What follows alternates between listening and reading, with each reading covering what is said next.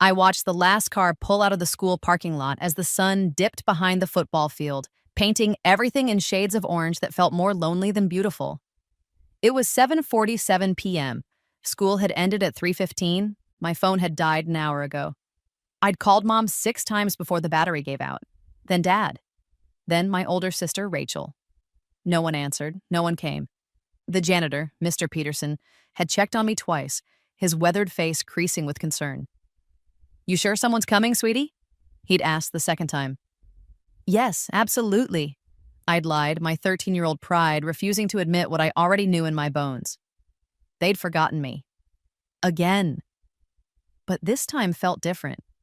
This time, they hadn't just been 20 minutes late. This time, 4.5 hours had passed. "I'm locking up now," Mr. Peterson said gently. "I can give you a ride if—" "My mom just texted," I lied again, holding up my dead phone. "She's almost here." He looked uncertain but nodded. "You take care, Emma." I waited until his truck disappeared down the street before I started walking.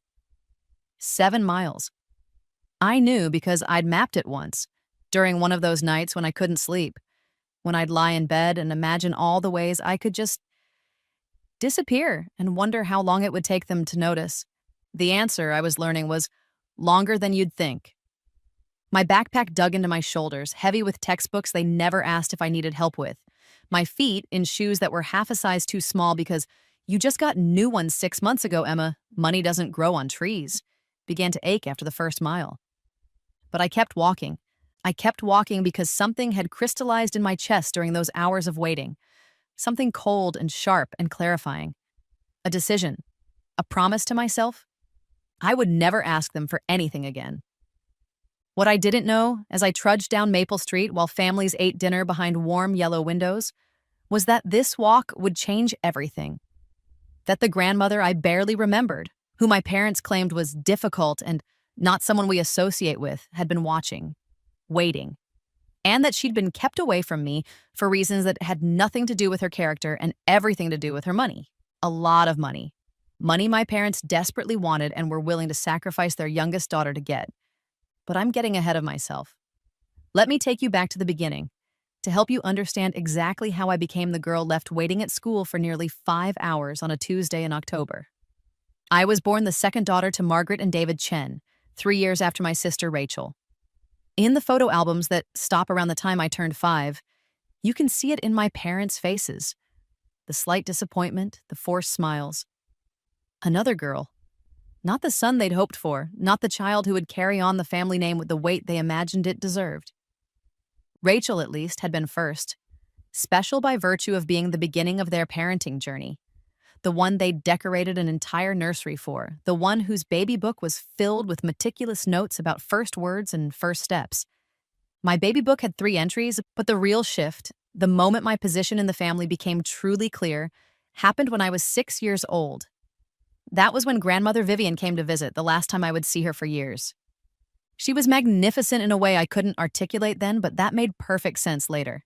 Tall and straight-backed, with silver hair and an elegant chignon, and clothes that whispered money rather than shouting it. She drove a Mercedes that my father eyed with naked want. "Hello, little one," she'd said, kneeling down to my level in our cramped living room. Her perfume smelled like roses and something expensive. "You must be Emma." "Yes, ma'am," I'd said, suddenly shy. "Your eyes," she'd murmured, studying my face with an intensity that should have been uncomfortable but somehow wasn't. "You have the Chen eyes. Like my mother, your great-grandmother. Strong. Intelligent." She'd glanced at Rachel, who was preening nearby in a new dress, then back to me in my hand-me-downs. Something flickered across her face. Understanding, perhaps. Or recognition. "Mom, we should talk," my father had said, his voice tight. "In private." What happened in the kitchen during that conversation, I wouldn't learn until much later. But I heard the raised voices, heard Grandmother Vivian say something about conditions and fairness, and both granddaughters. I heard my mother's sharp retort about interfering and our family, our choices. Grandmother Vivian left that day and didn't come back. "She's a difficult woman," my mother explained later, her lips pursed. "Very controlling, always has been. We've decided it's better if she's not in our lives right now. When can I see her again? I'd asked. We'll see, my father had said, in the tone that meant never. Years later, I would understand. Grandmother Vivian, a wealthy widow who'd built her late husband's modest business into a pharmaceutical empire, had seen something that day. She'd seen how my parents fawned over Rachel and overlooked me. She'd seen the difference in our clothes, our treatment, the way they lit up for one daughter and went through the motions for the other. And she'd made her offer contingent on equal treatment, equal love, equal investment in both granddaughters. My parents had chosen the money over me. Or rather, they'd chosen to cut grandmother out rather than admit they couldn't love me the way they loved Rachel. They gambled that eventually she'd relent, that she'd give them access to her wealth without conditions. She never did. And so began my childhood as the forgotten daughter. It started small. Rachel got piano lessons. I got maybe next year. Rachel got the new winter coat. I got her old one, taken in at the seams. Rachel got help with homework at the dining room table. I figured it out alone in my room or failed quietly. Rachel is older. She needs more right now, was the constant refrain. You understand, don't you, Emma? I learned to understand. I learned to need less, ask for less, expect less. I learned to be invisible, because being visible meant being a burden, meant seeing that flicker of annoyance cross my mother's face, meant hearing my father sigh like I was one more bill he couldn't quite afford to pay. Rachel, for her part, soaked up the attention like a flower turning toward the sun. She wasn't cruel exactly, she simply didn't notice. How could she? She'd never known anything different. In her world, she was the star, and I was the supporting character whose main role was to make her shine brighter by comparison. By the time I was 10, the pattern was so established it was almost comfortable in its predictability. I knew not to expect much. I knew not to complain. I knew that if I needed something, I'd better figure out how to get it myself. I got my first job at 12, technically illegally, helping Mrs. Rodriguez down the street with her garden every weekend. $5 an hour, cash. I used it to buy my own school supplies, my own snacks, the small things that other kids took for granted. I learned to alter my own clothes, to fix my own problems, to be entirely self-sufficient in a house where I was merely tolerated rather than treasured. And through it all, I kept my grades perfect. Not because anyone noticed or cared, but because some stubborn part of me refused to let their neglect become my failure. I would be excellent despite them, not because of them. The forgetting started around the time I turned 12. Small things at first. Missing my parent-teacher conference while attending Rachel's play. Forgetting to buy me a birthday cake while throwing Rachel an elaborate Sweet 16.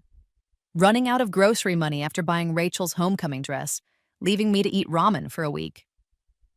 Sorry, honey, it slipped my mind, became my mother's signature phrase. Things are just so busy. They were busy, of course. Busy with Rachel's college applications, Rachel's boyfriend drama, Rachel's everything. Rachel was 17 and applying to prestigious schools, and every dinner conversation revolved around SAT scores and campus visits, and whether Cornell or Brown had the better program for her intended major. I was 13 and invisible, but that day, that October Tuesday when I turned 13 and a half, not that anyone remembered or cared, was different. That was the day they forgot to pick me up after my academic decathlon practice. The practice I'd mentioned at breakfast, reminded them about at lunch via text, and confirmed the timing of in a note on the refrigerator. That was the day I waited and waited and waited. That was the day I walked 7 miles home in shoes that gave me blisters, while my phone died and the sky went dark.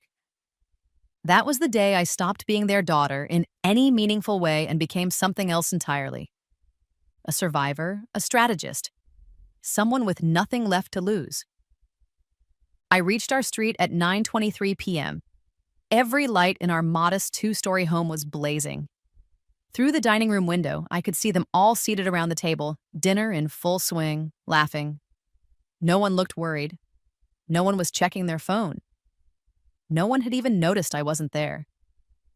My hand was on the doorknob when I paused. Through the door, I could hear Rachel's voice, animated and excited.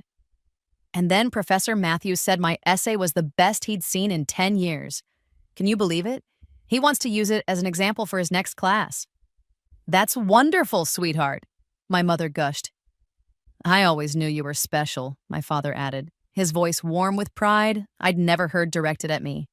Something inside me, something that had been bending for years, finally snapped. Not with sound, but with silence. With a cold, clear certainty. I turned around. Instead of going inside, I walked to the garage.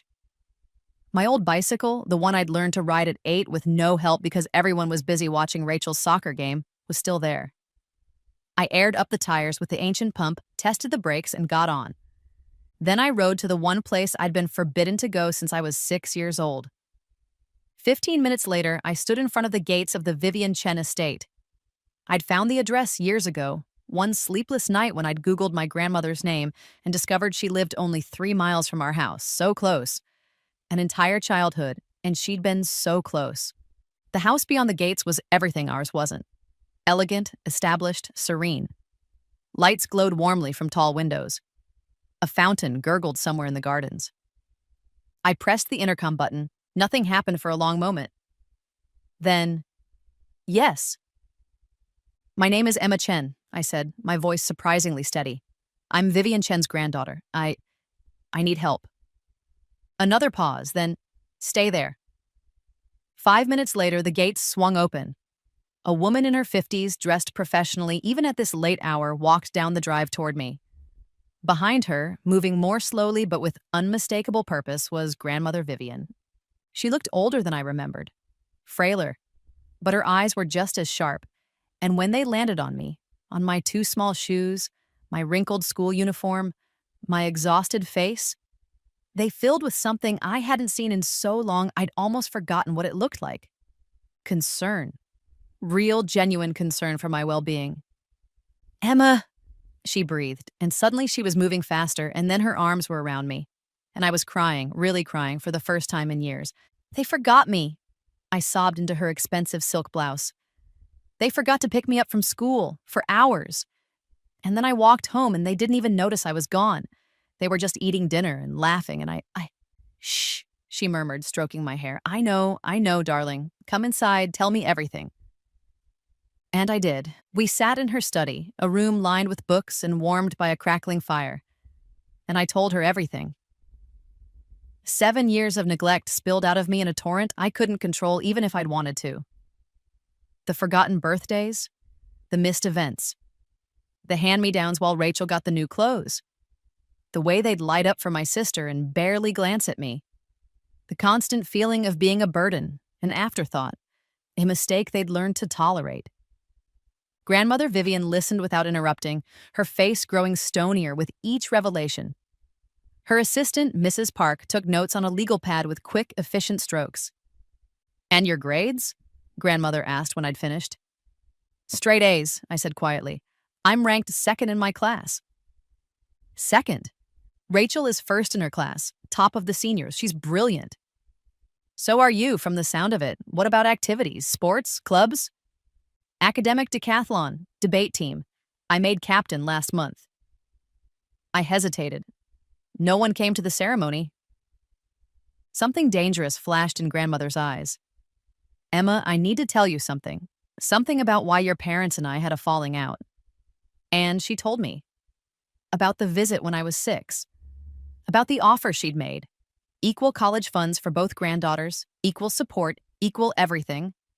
But only if my parents treated us equally. About their refusal, their insistence that they knew best how to parent their children. About how she'd watched from a distance ever since, respecting their wishes but never stopping to care, never stopping to check on the granddaughter she'd seen being overlooked even then. I've made mistakes, she said, her voice thick with regret. I should have fought harder, should have checked on you somehow. I told myself I was respecting boundaries, but the truth is, I was being proud, stubborn. I thought they'd come around, that they'd realize. She shook her head. I'm sorry, Emma. I'm so very sorry. It's not your fault, I said, but my mind was racing. 7 years. She'd been 3 miles away for 7 years, with resources and power and the ability to help. And neither of us had known the other needed saving. What happens now? I asked. Grandmother leaned forward. That depends on what you want. I can call your parents right now, demand better treatment. I can threaten to cut them off financially, though they've already done that themselves by refusing my help. I can call Child Protective Services if you want, or, she paused, or we can be smart about this. Smart how? You're 13. In 5 years, you'll be 18. In 5 years, you'll be free to make your own choices about who you want in your life. Her eyes glinted. 5 years is also enough time to build a case, document everything, and ensure that when you're ready to leave, you leave with leverage. What kind of leverage? Mrs. Park spoke up for the first time. Your grandmother is a wealthy woman, Emma, very wealthy. When she passes, her estate will be divided according to her will. Currently, that will leave everything to be split between your father and his brother, with provisions for you and Rachel as grandchildren. But it doesn't have to stay that way, grandmother continued. Emma, I'm 78 years old. I'm in good health, but I'm not immortal. I can rewrite my will. I can ensure that the granddaughter who was neglected, who raised herself, who achieved despite everything, that she's taken care of, properly taken care of. My heart was pounding. You're talking about cutting them out. I'm talking about justice, she said firmly. I'm talking about making sure that the daughter they forgot, the daughter they treated as disposable, ends up with the resources to build whatever life she wants, free from them, forever. It was tempting. God, it was so tempting. But something in me hesitated. If you rewrite your will now, I said slowly, they'll know something's wrong. They'll figure out I came here. They'll make my life even worse. Grandmother smiled, and it wasn't a kind smile. It was the smile of a woman who'd built an empire by being smarter than everyone else in the room. Who said anything about doing it now? No, darling. We're going to be patient. We're going to be clever. We're going to document every forgotten pickup, every missed birthday, every bit of neglect. Mrs. Park here is going to help you. And when the time is right, when you're 18 and free, we're going to make sure you have everything you need and they have exactly what they deserve. Which is nothing, she said simply. Absolutely nothing. The will I write tomorrow will leave the bulk of my estate to you, with trust for Rachel if she can prove she built a relationship with you independently of your parents. Your mother and father will get nothing, but we won't let them know until it's too late for them to do anything about it. I should have felt guilty. I should have felt conflicted. But sitting there in that warm study, with the first adult in 7 years who'd looked at me and seen someone worth protecting, all I felt was relief and hunger for justice. What do I need to do? I asked. The plan Grandmother Vivian and Mrs. Park laid out was elegant in its simplicity. I would continue living at home, continue being the forgotten daughter, but I would no longer be alone. I would document everything, every missed event, every forgotten obligation, every moment of casual neglect. Mrs. Park would check in with me weekly, posing as a school counselor or tutor if anyone asked. Grandmother would start building a case file, quiet and thorough, that would make my parents' neglect undeniable. And I would work. I would excel. I would become so academically accomplished, so thoroughly successful, that when the time came to reveal everything, no one could claim I was exaggerating or being dramatic. Let them forget you, Grandmother had said as I prepared to leave that night. Let them ignore you and use that invisibility as a shield while you become unstoppable. She had Mrs. Park drive me home. It was 11:47 p.m. when I walked through the front door. My family was in the living room watching a movie. They glanced up when I entered. "Oh, you're home," my mother said absently. "How was school?" Not, "Where were you?" Not, "We're sorry." Not, "Are you okay? How was school?" "Fine," I said. "Great," my father responded, eyes already back on the TV. "There's leftovers in the fridge if you're hungry." Rachel didn't even look up from her phone. I walked upstairs to my room, the smallest bedroom in the house, and closed the door. Then I pulled out the new phone Grandmother had given me, a good one, expensive, with unlimited data, and opened the Notes app. October 15th, I typed, forgotten at school for 4.5 hours after academic decathlon practice. Parents claimed they got busy. No apology, no concern. They didn't even notice I was missing until I walked in at 11:47 p.m. It was the first entry in what would become a detailed log of the next 4.5 years of my life. True to my word, I never asked them for anything again. Not a ride, not help with homework, not money for school supplies. I figured everything out myself, and when I couldn't, I called Mrs. Park, who became my lifeline to the outside world. The change in me must have been noticeable, but they were too absorbed in Rachel's college drama to notice. Rachel was accepted to Cornell, and the house became a whirlwind of preparation, of shopping trips and planning sessions and tears of pride from my parents. I was 14 by then, finishing 8th grade with a perfect 4.0 and 3 academic competition championships under my belt. I'd also grown 5 inches, finally coming into features that grandmother said looked like her side of the family. Sharp cheekbones, intelligent eyes, a presence that commanded attention. Not that my parents noticed. "Emma, Rachel's graduation is next week," my mother said one morning at breakfast. "We'll need you to stay home from your debate tournament. We need someone to house sit. Not, we want you there. Not, we need you in the family photos, house sit." "Okay," I said mildly. My mother blinked, surprised by my easy compliance. She'd probably expected a fight. The old Emma would have protested, would have explained how important the tournament was. The new Emma just smiled and added another entry to her log.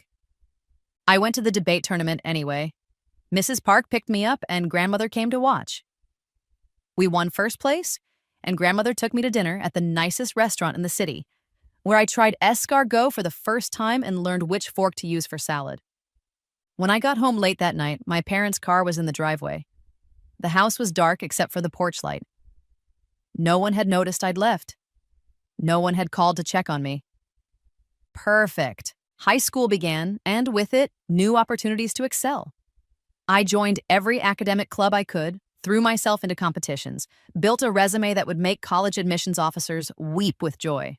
Grandmother paid for test prep courses, academic summer programs, anything I needed. Mrs. Park drove me everywhere, a silent guardian angel in a sensible sedan. My parents thought I was taking the bus. Rachel came home for Thanksgiving of my freshman year, full of stories about Cornell, about her sorority, about her 3.8 GPA. Everyone hung on her every word. "And you, Emma?" Rachel asked, almost as an afterthought. "How's high school?" "Good," I said. "That's great," she said brightly, already turning back to our parents.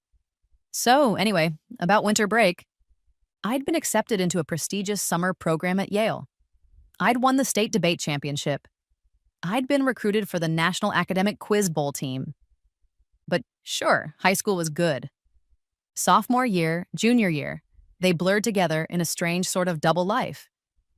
At home, I was invisible, forgotten, the daughter who asked for nothing and got exactly that. At school, I was a force to be reckoned with, the girl with perfect grades and a collection of trophies that wouldn't fit in her locker. In grandmother's world, I was the heir apparent, learning about business and estate management, being groomed for a life of success and independence. The documentation grew. 3 ring binders full of entries, each one a small wound. November 28th, sophomore year Thanksgiving dinner. Rachel got gifts from our parents. New laptop, designer purse. I got nothing. When I mentioned it was also Thanksgiving for me, Mom laughed and said, "You know we spent all our money on Rachel's sorority fees." January 15th, junior year parent-teacher conferences. My teachers raved about my performance to an empty room. Mom and Dad went to Rachel's college to visit her instead. Didn't tell me they weren't coming. April 3rd, junior year. Rachel called to say she was dropping by. Mom spent $300 on groceries for her favorite meals. I asked if we could also get bread and peanut butter since we were out. Was told use your own money. Each entry was verified, time-stamped, often with photo evidence. Mrs. Park was meticulous about record-keeping. We were building not just a case, but an irrefutable proof of systematic neglect. And then came senior year, and with it, the beginning of the end. I was 17, captain of the debate team, president of the National Honor Society, ranked first in my class with a 4.0 unweighted and a 5.0 weighted GPA. I'd taken every AP class our school offered and scored 5S on all of them. My SAT score was a 1580. My college essay had made my English teacher cry. I'd applied to Harvard, Yale, Princeton, Stanford, and MIT. Safety schools included UCLA and UC Berkeley. My parents knew none of this. They'd never asked. Rachel, meanwhile, was finishing up at Cornell with a 3.5 GPA and plans to take a gap year to find herself in Europe. On our parents' dime, naturally. Emma, my father said one night in September of my senior year, we need to talk about college. I looked up from my homework, surprised. They never initiated conversations with me. Your mother and I have been thinking, he continued, not quite meeting my eyes. College is expensive, very expensive. And we've already put Rachel through 4 years at an Ivy League school. I saw where this was going. We think it might be better if you consider community college for the first 2 years. My mother jumped in. You can live at home, save money, and then maybe transfer to a state school. It's the practical choice. Rachel needed Cornell for her future, my father added. She's going to do great things, but you're more practical, sensible. Community college would be perfect for you. They'd finally noticed me, and only to tell me I wasn't worth investing in. Okay, I said calmly. They blinked, surprised. They'd been braced for a fight. Really? My mother asked. Sure, I said. I'll apply to community college. I didn't tell them I'd already been accepted to Harvard with a full scholarship, one of only 12 students nationwide to receive it. I didn't tell them that Yale, Princeton, and Stanford had also accepted me with generous aid packages. I didn't tell them that I'd been personally called by admissions officers who wanted me, specifically me, at their universities. I just smiled and went back to my homework. That night, I called grandmother. They just tried to tell me community college is all I deserve, I said, my voice shaking with fury I'd held in during the conversation. Perfect, she said, and I could hear the cold satisfaction in her voice. Absolutely perfect. Oh, Emma, they've played right into our hands. What do you mean? I mean, it's time, she said. You turn 18 in 2 months. You graduate in 8 months. It's time to start executing the final phase of our plan. My heart raced, which is, patience, darling. Let me make some calls, but I promise you this. By the time you graduate, your parents are going to realize exactly what they've lost. And by then, it will be far too late. The plan came together over the next few weeks, coordinated by grandmother, Mrs. Park, and a small army of lawyers. First, grandmother officially updated her will. The estate, worth approximately $47 million after taxes, would be divided as follows. $45 million to me, in a trust I'd gain full access to at age 25, with distributions for education and living expenses starting immediately upon her death. $1 million to Rachel, conditional on her maintaining a relationship with me independent of our parents for at least 2 years. The remaining $1 million split between various charities. Our parents got nothing. Zero, not a cent. Second, we began the process of filing for legal emancipation. With my 18th birthday approaching and college acceptance letters in hand, this was mostly a formality, but it would send a message. I was no longer their responsibility, and they had no claim on me or my future. Third, and most devastatingly, Mrs. Park compiled the documentation from the past 4.5 years into a comprehensive dossier. Every missed event, every forgotten birthday, every moment of casual neglect and outright favoritism. Photos of me in too small clothes while Rachel wore designer brands. Report cards they'd never looked at. Award certificates they'd never acknowledged. A timeline of systematic emotional abuse and neglect that was damning in its thoroughness. This is for leverage, grandmother explained. We don't want to destroy them publicly. That would make you look vindictive. But we want them to know that we could. That if they try to fight the will, try to claim you were influenced or manipulated, we have proof of exactly why you chose to cut them out of your life. When do we tell them? I asked. Graduation day, she said. After the ceremony, after you've given your valedictorian speech, after the photos and the celebration. We'll invite them to dinner at my house. Tell them it's a family reconciliation, and we'll tell them everything. I felt a flutter of nerves. That's so far away. Good things come to those who wait, darling, and revenge is best served with patience. She was right, of course. The waiting was part of the punishment. November came, and with it my 18th birthday. My parents forgot, as usual. Rachel called from Europe to say happy birthday, sounding slightly guilty that she'd almost forgotten too. You should visit me in Paris, she said. I'm having the most amazing time. Although, between you and me, I'm running a little low on funds. Do you think you could ask Mom and Dad to send me some money? They're not answering my calls. I'll mention it, I lied. That night, Grandmother threw me a small party, just her, Mrs. Park, and a few of the teachers and mentors who'd actually supported me over the years. The cake was beautiful, the gifts were thoughtful, and when everyone sang happy birthday, I cried. These are happy tears, I assured them, laughing through the emotions. For the first time in my life, I feel seen. You are seen, Grandmother said firmly, and you are extraordinary. December brought early admission decisions. I'd applied to Harvard Early Action, and the acceptance letter came on a cold Tuesday afternoon. Full scholarship. Personal note from the Dean of Admissions praising my exceptional academic record and demonstrated leadership. I framed the letter and hung it in my room. My parents walked past it for 3 weeks before my mother noticed. "What's that?" she asked absently, pausing in my doorway. "Harvard acceptance letter," I said, not looking up from my book.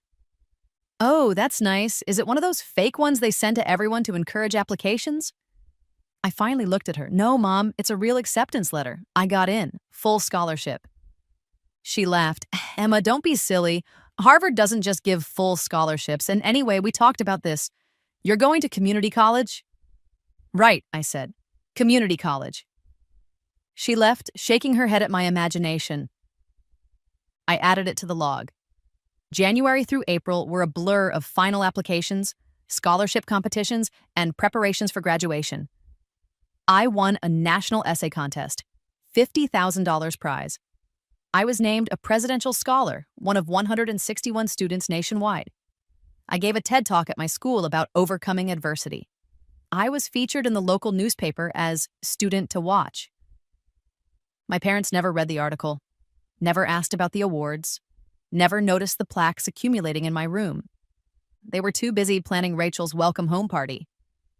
She was returning from Europe in May, just in time for my graduation, and our parents were throwing her a huge celebration to welcome her back.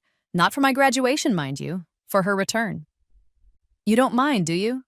my mother asked in that tone that wasn't really asking. "It's just we haven't seen Rachel in so long, and graduation is just a little ceremony. This party will be something special."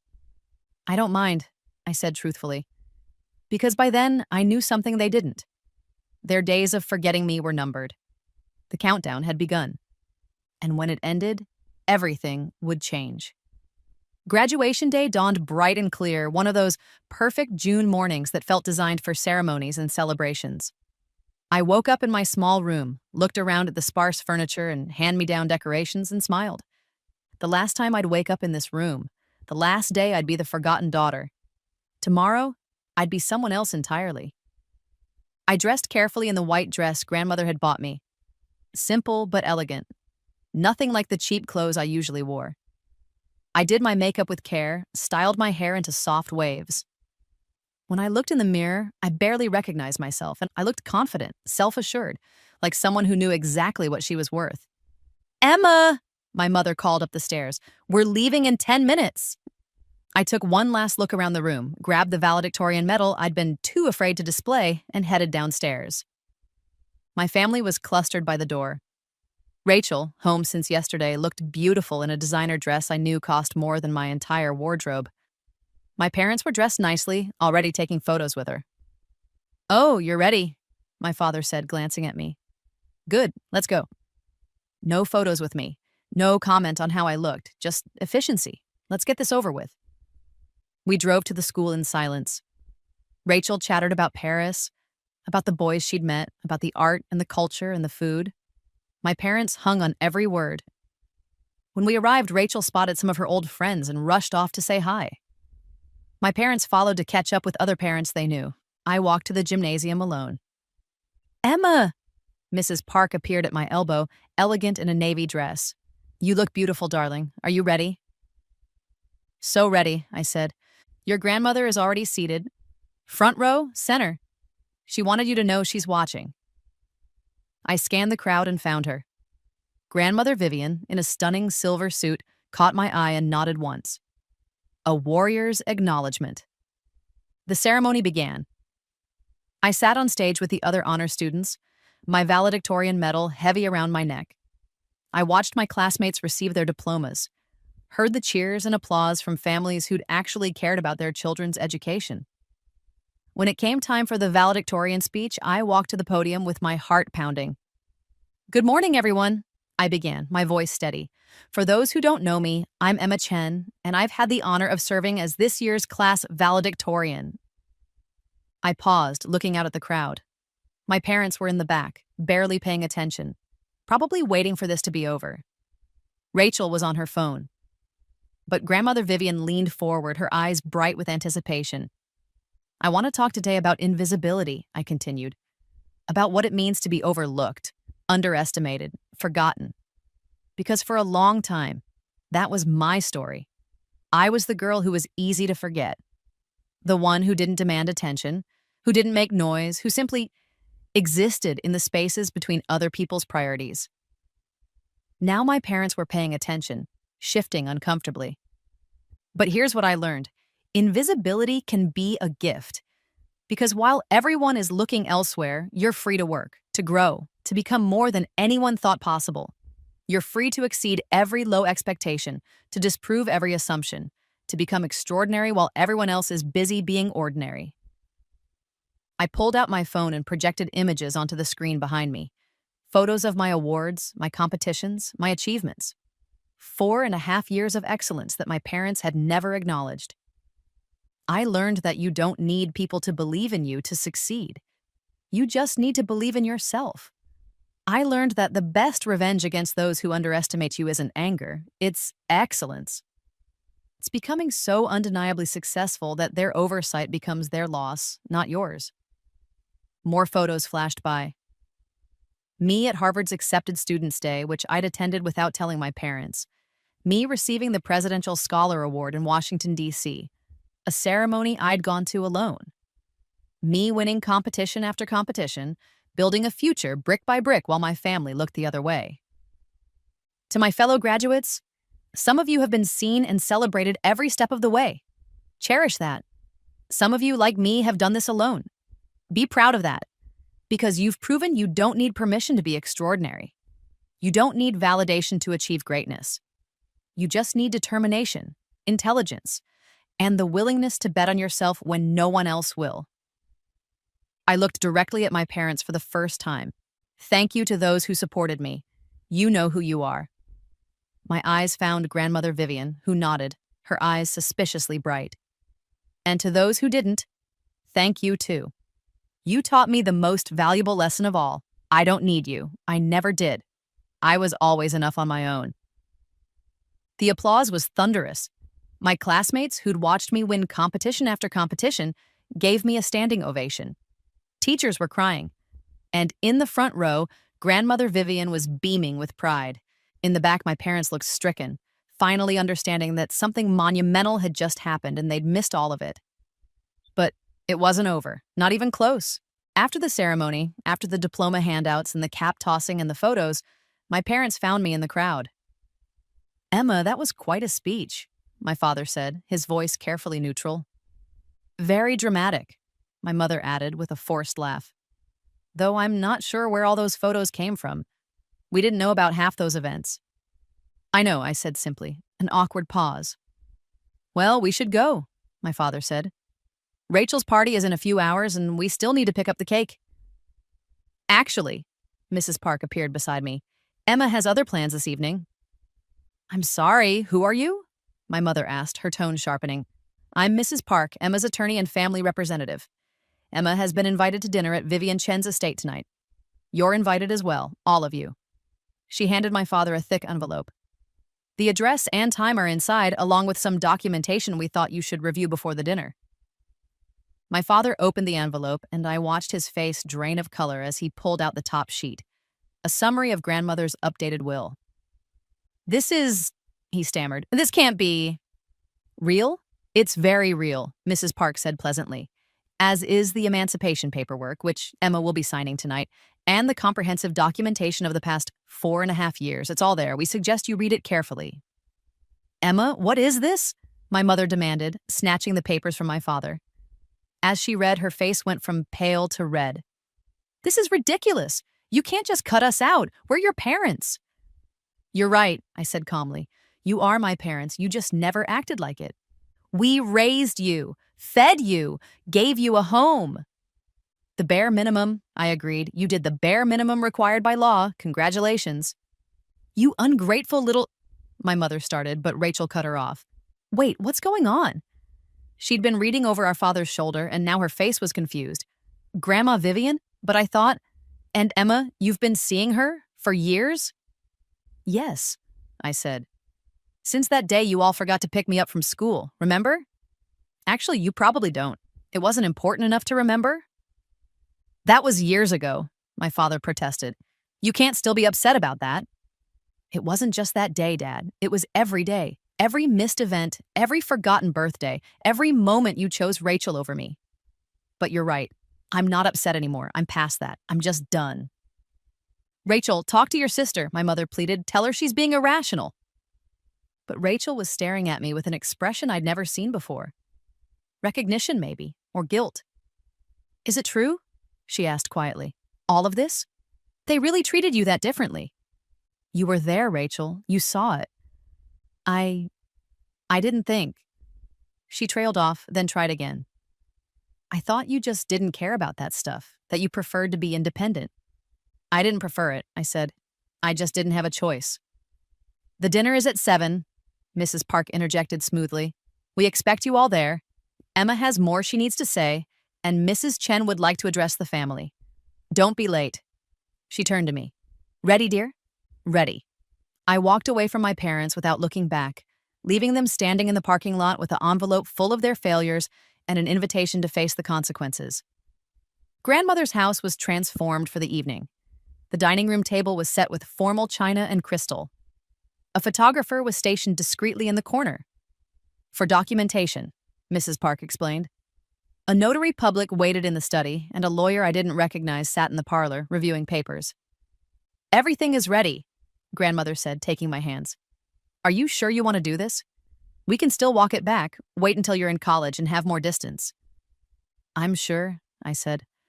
I've been sure since the day I walked 7 miles home and realized they'd never even noticed I was gone. She nodded. Then let's finish this. My family arrived at exactly 7 o'clock. They'd clearly been arguing. My mother's eyes were red, my father's jaw was tight, and Rachel looked shell-shocked.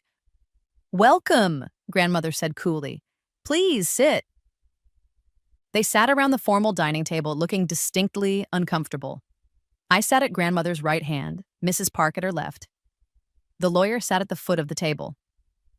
I suppose you've had time to review the materials, Grandmother began without preamble. This is extortion, my father said immediately. You can't... I can do whatever I want with my money, David. Grandmother cut him off sharply. It's mine. I earned it, and I get to decide who deserves it. Emma is being manipulative, my mother jumped in. She's turned you against us with lies and exaggerations. Actually, Mrs. Park said, sliding identical folders across the table to each of them, Emma has been meticulously documenting your treatment of her for 4.5 years. Everything in these folders is verified, time-stamped, and in many cases, photographed or recorded. There are no lies, no exaggerations, just facts. I watched as they opened the folders, watched as they saw the timeline of their neglect laid out in irrefutable detail, watched as they realized just how badly they'd failed. This is... My father started, then stopped. There was nothing he could say.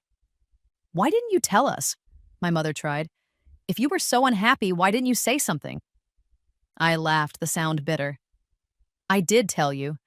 Every time I asked for help with homework and you were too busy with Rachel. Every time I mentioned an award and you changed the subject. Every time I tried to show you I mattered and you proved I didn't. I told you constantly. You just never listened. Rachel got more attention because she was older, my father said weakly. She had more immediate needs. Even now, I interrupted. Even now, you're making excuses, defending your favoritism. Do you want to know what's in that folder that really makes me angry? It's not the forgotten birthdays or the missed events, it's the expenses. I opened my own copy to a specific page and slid it across to them. This is a financial breakdown of what you spent on Rachel versus what you spent on me over the last 4 years. The difference is $127,000. Ah. They stared at the numbers in silence. That's how much more you invested in her than in me, I continued. College application fees, SAT prep, college visits, sorority dues, that semester abroad, the car you bought her apartment furnishings. Meanwhile, I bought my own school supplies with money I earned babysitting. We were going to help you with college, my mother said, but her voice was hollow. We just said you should start at community college to save money. While Rachel went to Cornell at $80,000 a year, I finished. Yes, I know. That's why I'm glad I won't need your help. Harvard gave me a full scholarship. So did Yale, Princeton, and Stanford. I had my pick, actually. I'm going to Harvard. The shock on their faces was almost comical. When did you? My father started. Apply? Last year. I got an early admission in December. I've known for 6 months. I just never told you because you never asked. Rachel spoke for the first time since sitting down. Emma, I didn't know. I swear I didn't realize it was this bad. I looked at my sister, really looked at her, and saw genuine distress in her eyes. I know you didn't. You were living your life. I don't blame you for that, but I'm not going to pretend we're close anymore either. The point of this dinner, grandmother said, bringing the conversation back on track, is not to relitigate the past. It's to establish the future. I've updated my will. Emma is now my primary heir. Rachel will receive a smaller bequest on the condition that she builds an independent relationship with her sister, no involvement from you two. She looked at my parents coldly. You are no longer in my will at all. You can't do this, my mother cried. I absolutely can, and I have. The papers are signed, witnessed, and filed. It's done. We'll contest it, my father threatened. We'll prove Emma manipulated you. With what evidence? The lawyer spoke up for the first time. A grandmother providing for a neglected grandchild? Supporting her education and well-being? That's not manipulation, that's good judgment, especially when contrasted with your treatment of her, which is documented extensively. If you contest this will, all of that documentation becomes public record in court. Every forgotten birthday, every missed event, every dollar you spent on Rachel and not Emma, it will be humiliating for you. The silence that followed was deafening. So what now? My father finally asked, defeated. Now, I said, you sign the emancipation papers acknowledging that I'm no longer your dependent. You agree to have no claim on my finances, my future, or my decisions. In return, I won't press charges for neglect. Charges? My mother gasped. You left a 13-year-old at school for nearly 5 hours, Mrs. Park said mildly. In most states, that's considered child endangerment.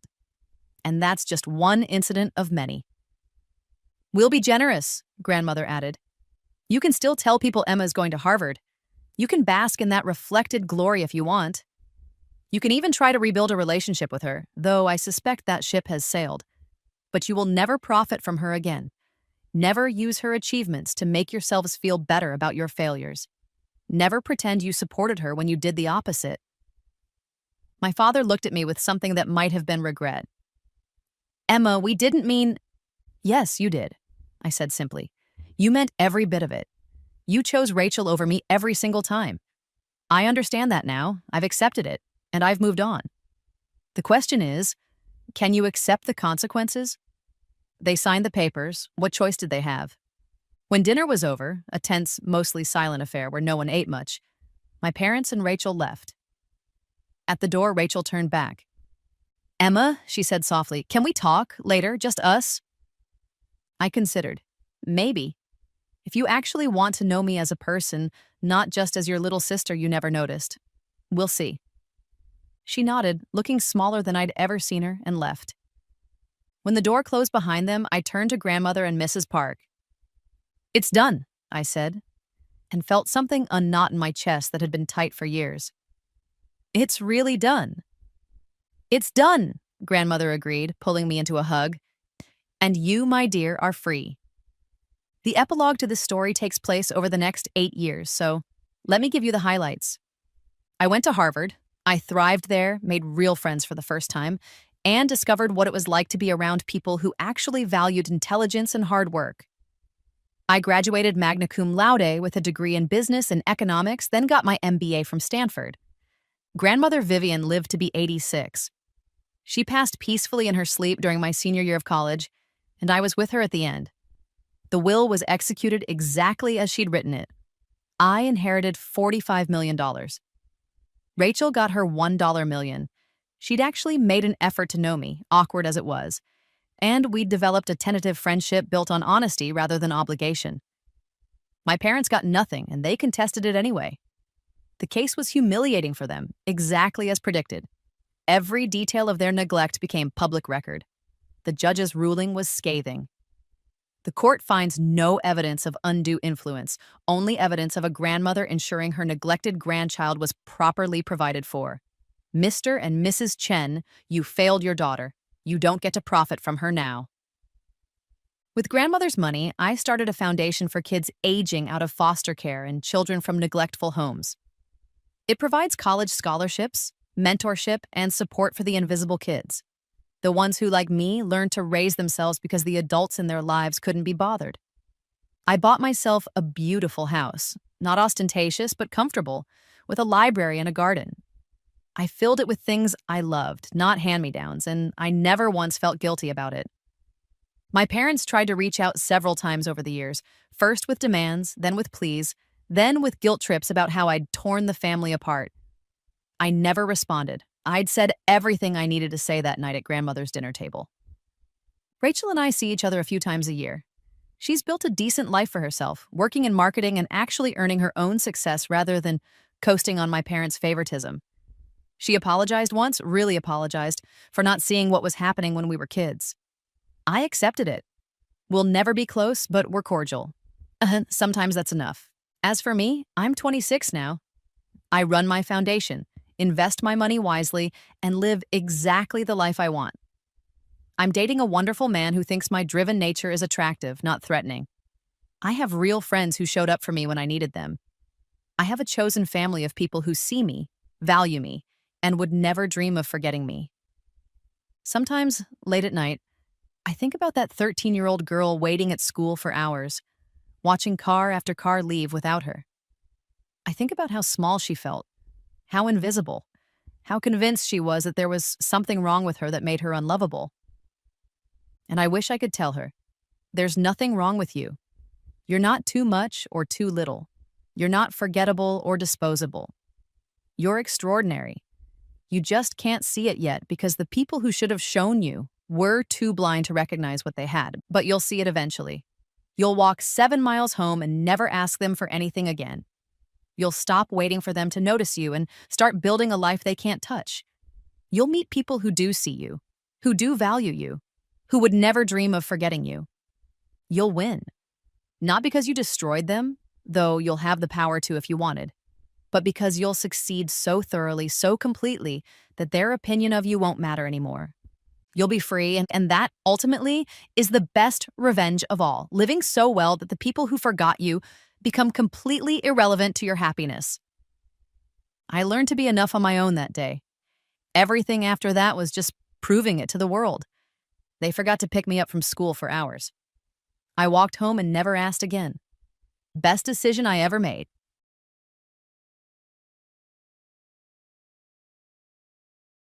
Oh, I'm actually kind of hot.